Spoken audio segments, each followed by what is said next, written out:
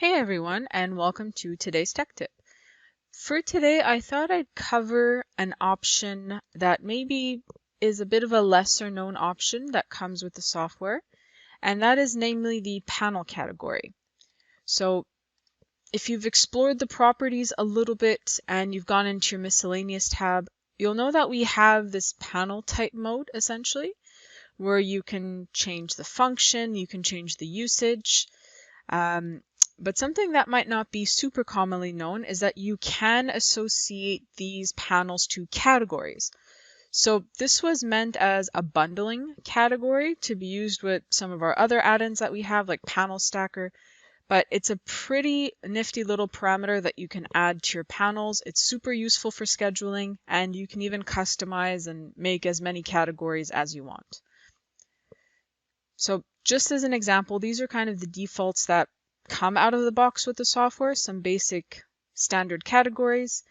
And it is empty initially when you create your panels. So if you click on individual studs and you go look at its properties, you'll notice there's this BMSF category and it's obviously left as empty. So you can make this as part of your template to set it to be a specific category. I'll maybe say it's exterior, let's say. I'm gonna just give my panel a quick regenerate, and then I'll be able to see that extra parameter and it's filled in. It's an exterior panel. So you can set it really quickly in the properties and again, make that as part of your template. But there is actually an edit for it as well. And where this is interesting is that if you do set it as an edit, in this window as well, it does give you the additional options of actually adding in your own categories. So you have all the standard ones here. And then I could also go ahead and add in a new one.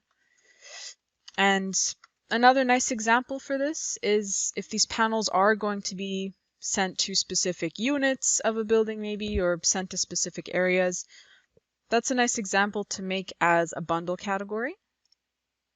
So I can add that as a new category.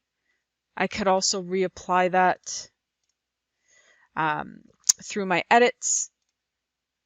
And you'll see again, if I come back into my miscellaneous, that it's actually available for me to select as a category.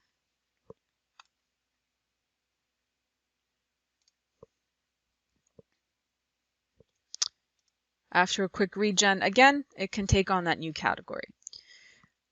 So you can, again, do it as part of the properties and save it as a template, or it is available as an edit that you can do on the fly. But where this parameter really comes in handy, besides its use with some of our other add-ins, is that you can use it to make schedules. It's applied individually to all of the studs in the panel, but it's also something that's applied to the panel label. So what I actually did was I made a panel schedule by category. And all this schedule is a structural connection schedule. So it just filters out, it's only counting the panel labels, since our panel labels are structural connections. And I've just added in the BMSF container, so your panel ID, and then the BMSF category. I've also gone ahead, of course, and just filtered by the two to eliminate anything else. And I've also got it sorted, so it's just ascending. And then I've also got my totals at the end as a footer. So this is a pretty handy schedule. You can basically see all of your panels listed here. You can show the category, and then you're able to see how many exterior panels you have. I've also got the interior panels labeled out, and there's that new one that we made for Unit A. So the other thing that you can do as well is I'm obviously itemizing all of my panels so they each have their own unique ID. But if you do want to go a step further and also group the panels that are identical,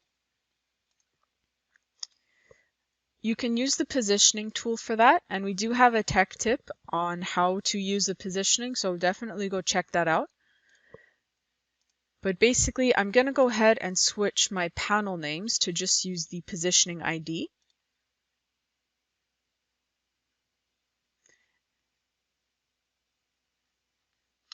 And if I go ahead and look at some of the other panels that I have listed here, I ran the positioning already on these, but these are panels, again, that were just ran and given that unique ID. And they also already have a category associated to them. So if I go look at this particular schedule that I have, it's set up exactly the same way. It just has a container, a category. It's a structural connection schedule. I've also just grouped it by container, and obviously everything isn't itemized. But basically you can see that it's grouped by that position ID. So in terms of panel 1, I have 18 panel 1s and they're part of the interior category. Panel 2, panel 3, and you can adjust this ID however you'd like. I just gave it the same prefix. But those panel 7s that I had, there's 27 panel 7s and they are part of the exterior category. And then I've got my singular panel 23, which is part of Unit A. So that's it for me today, guys. I hope you found this tech tip helpful, and we'll see you on the next one.